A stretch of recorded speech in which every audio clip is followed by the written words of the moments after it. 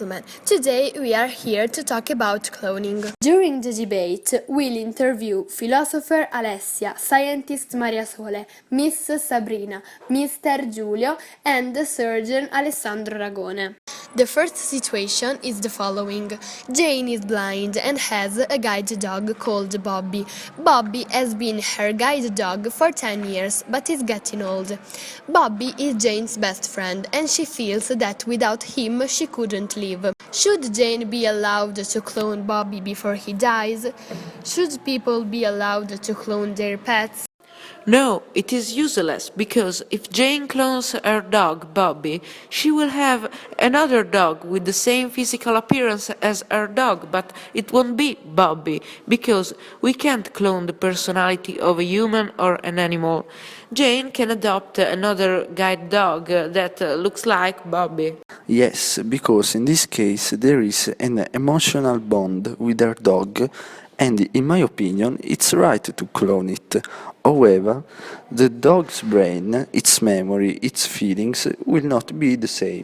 I think that cloning is a bad thing, and if she wants a guide, she needs to take another dog. The clone dog will be another dog identical to the original one, only in its appearance, but it will not have some emotional relationship with its blind owner. Now let's see together the second situation. There is only one giant panda left on Earth. It does not have a partner to breed with, so once it dies, the species will be extinct. Should the scientists be allowed to clone another giant panda to keep the species alive? Should the scientists be allowed to clone endangered species? I think that in this case cloning might be good, because if we clone giant panda, there won't be any extinction of the species. Birth is a natural part of the life cycle. We cannot decide upon the birth of an animal, and if the animal is sick, how we can treat it? I think we need to blame on scientists.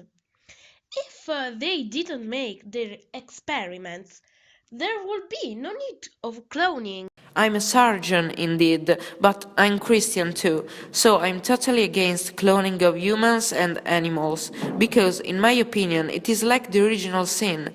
Humans want to replace God.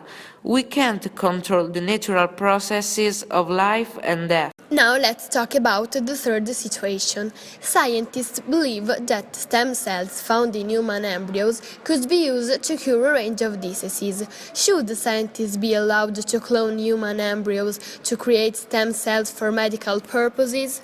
We think that with cloning we might find the cure to many diseases. It is inconceivable to the experience of human beings. If it is allowed to do this experience, would ruin the human generation. Absolutely yes.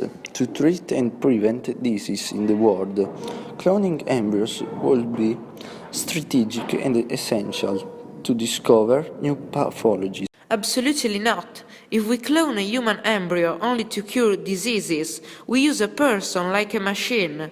But that person has his rights as we have ours. If everybody had the same genes, there will be no difference among people.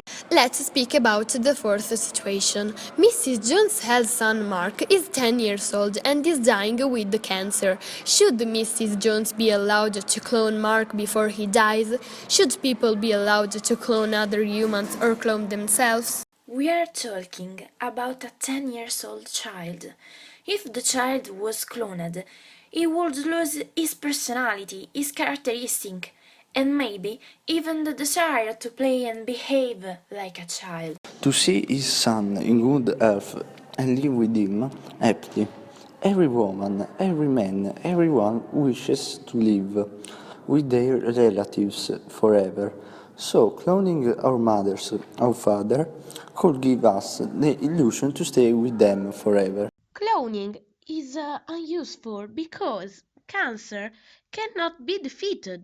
I think that the boy might be cloned in order to have another body on which to make experiments in attempt to treat his disease. No, cause Mark Jones is Mark Jones, and if his mother clones him, she will obtain another child with the same physical appearance, but he won't be her son. So, the best thing Mrs. Jones can do is to accept her son's disease, and if she wants, she can adopt an orphan or a poor child. The fifth situation is the following. John Green is a farmer in Texas and he wants to clone his prize bull to sell it and make money. Should farmers be allowed to clone their best animal to make money? The bull shouldn't be cloned because if we eat its meat, we don't know about the consequences on our body. To resolve economic problems and to reduce poverty, it could be a good idea to clone animals. Every man has the right to increase goods because, for example, if I have some money at the bank and I will boost my money, it is the same if I have a powerful horse which wins the race to earn much more money. If Mr. Green cloned his bull, he might end up with one or two sick animals, and this would only lead to a failure for his farm. Omitting ethical opinions, cloning an animal to sell it can be dangerous because if someone eats the meat of a cloned animal, there might be some health problem. The last situation for today is a developing country with food shortages wants to clone their best food producing animals, cows, chickens, pig, also that one, to try and produce more food per animal to solve their food shortages. Should countries be allowed to clone animals to increase food production? Yes, to decrease hunger in poor countries, cloning animals could be a solution to reduce food shortage in underdeveloped countries where children die due to starvation. In my opinion, if we clone sick animals, we cannot foresee the effects on human beings that eat them. No, I insist on that. In my opinion, to eat cloned food can be dangerous for our health and it can provoke some serious problems. Animals would be full of chemical substances which could be really harmful for us. Thank you all for coming. It has been a pleasure talking to you.